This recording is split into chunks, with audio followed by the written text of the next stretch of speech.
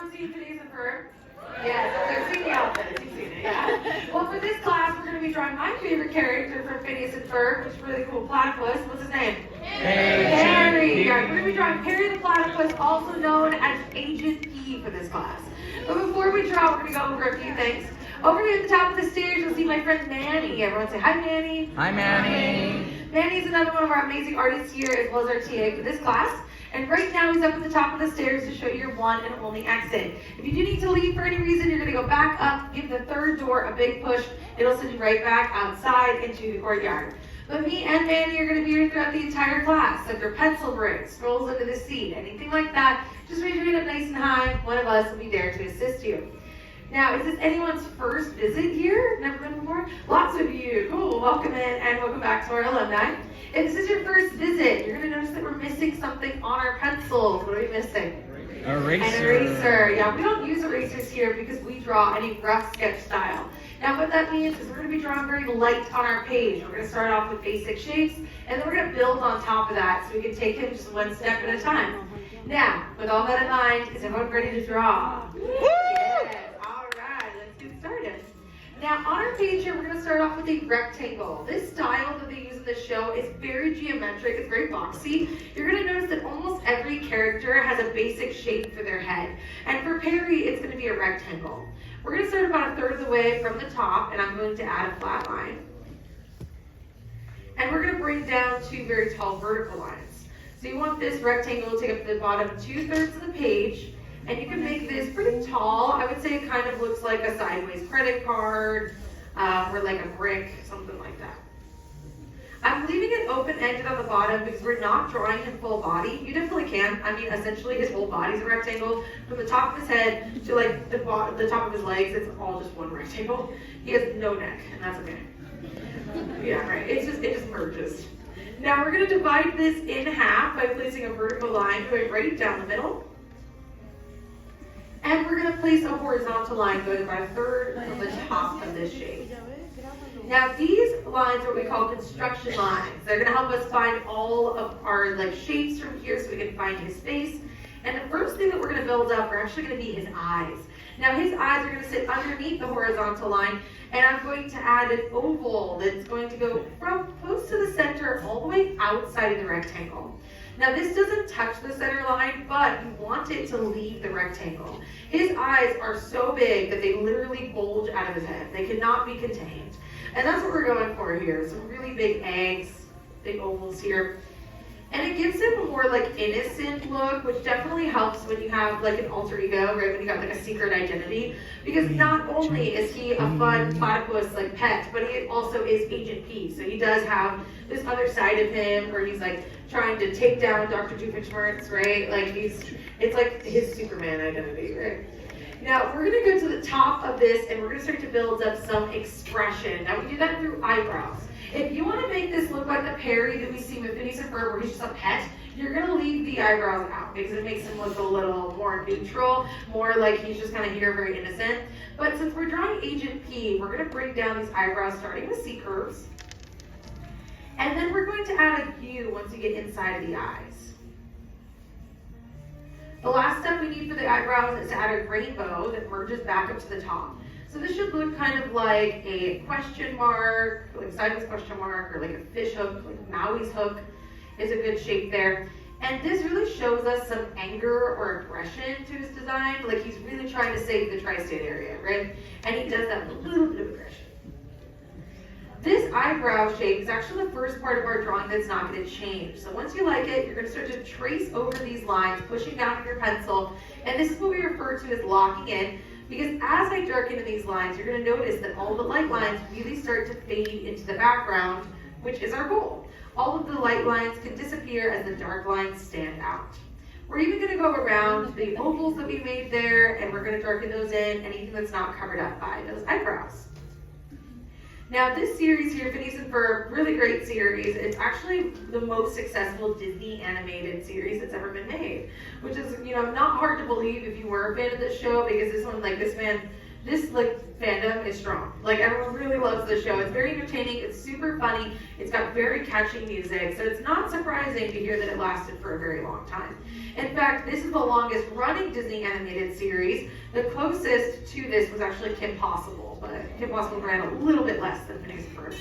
In fact, this show was so successful that it's actually coming back for a new season. Woo! Yeah. If you didn't quite hear that news, they are already in production for a brand new season of Phineas and Ferb that should be coming out next year.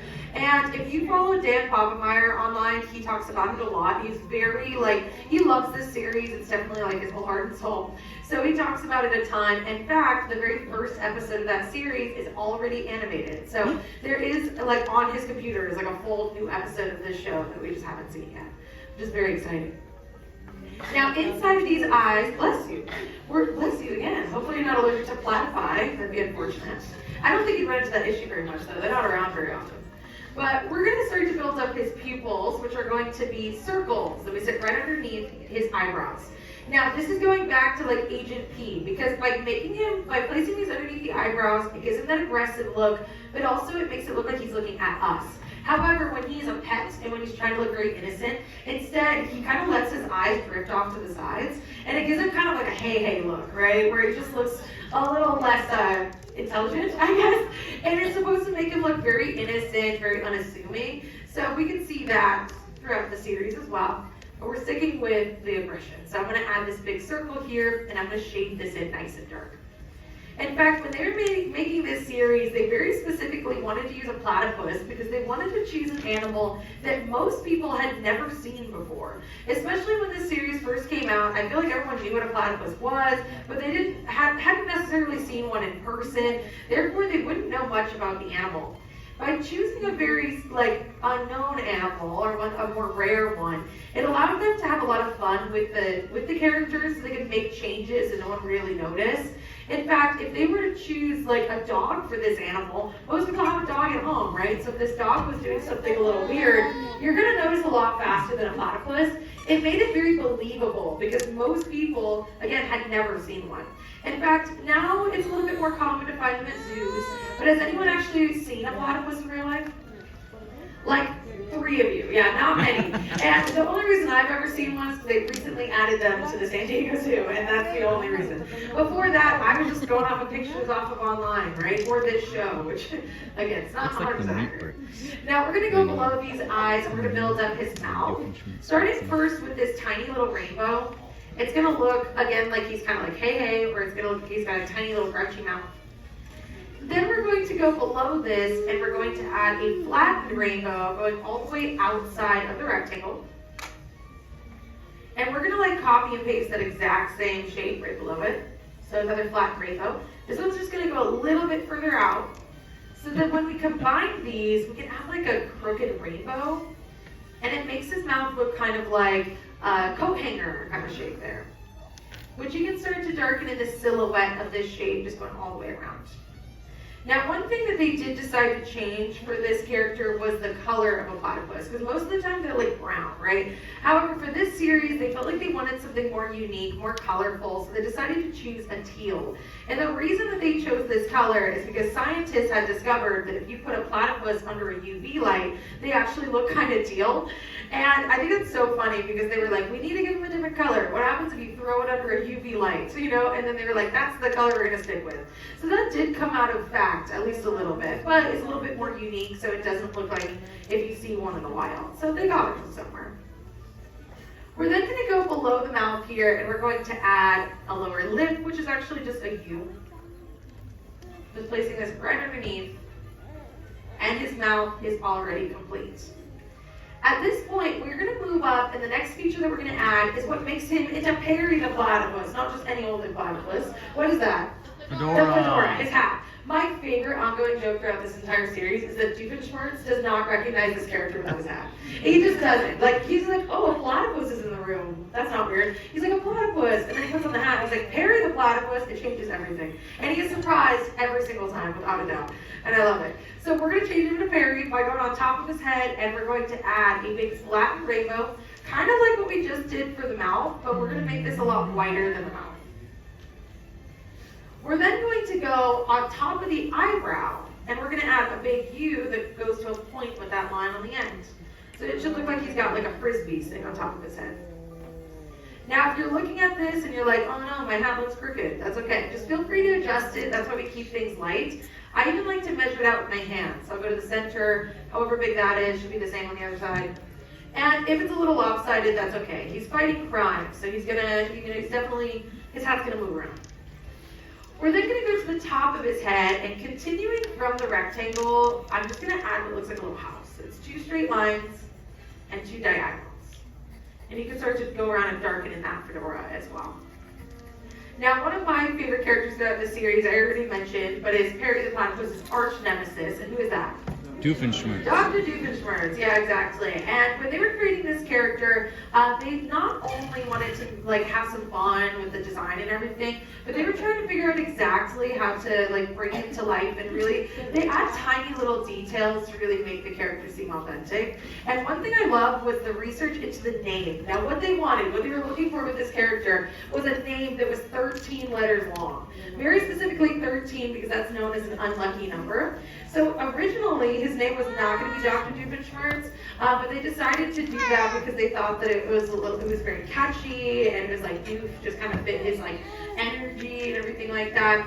And they just decided to keep it like that, which I think is really smart. But do you know who plays Dr. Doof? Dan Poppmeyer. Now, if you heard earlier, I mentioned that that's one of the co-creators of this series. He does 2 jobs on this show. So not only did he help create the series, but he does play Doof. So again, this series is very close and dear to him. And he is very, he loves this character. In fact, he still is very hands-on with this project. When they added Doofenshmirtz to the Oogie Boogie Bash, he came to come, support the character, which also, if you haven't seen pictures of the live-action Doofenshmirtz, do yourself a favor and look it up, because it is super entertaining. He just gets, Doof, he's got, a cone head going on, right? So when you put that into a live-action version, he straight up has a cone head, and I love it. It's great. It's great to see how they translate such a fun style into, like a person. Now, I've locked in the sides of his head just by adding this little line that goes, we're going from that rectangle, anything that's not being covered up.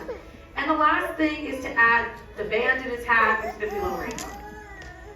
Anything else you want to add for your character from here is considered extra credits. So if you want to put something in the background, you can. You can put something involving his job. In fact, does anyone know who he works for, the company? Yeah, AUCA, yeah, exactly. And I love the name of that company because it's actually an acronym. It stands for Organization Without a Cool Acronym. That's literally what it stands for. Could they have not just invented an acronym? Absolutely they could have, but they decided to have fun with it. And they were like, we don't have one. So it's called AUCA. I love it. It's really fun. But the last thing that we all need on our page is a signature. So whenever you're done, find a spot on your page, sign your name nice and proud, and that's it. You drew your very own Perry. Now, I want to see all of your amazing drawings, so we're going to do an art show. On the count of 3, I want you to lift up your boards nice and proud so we can see how you did, all right?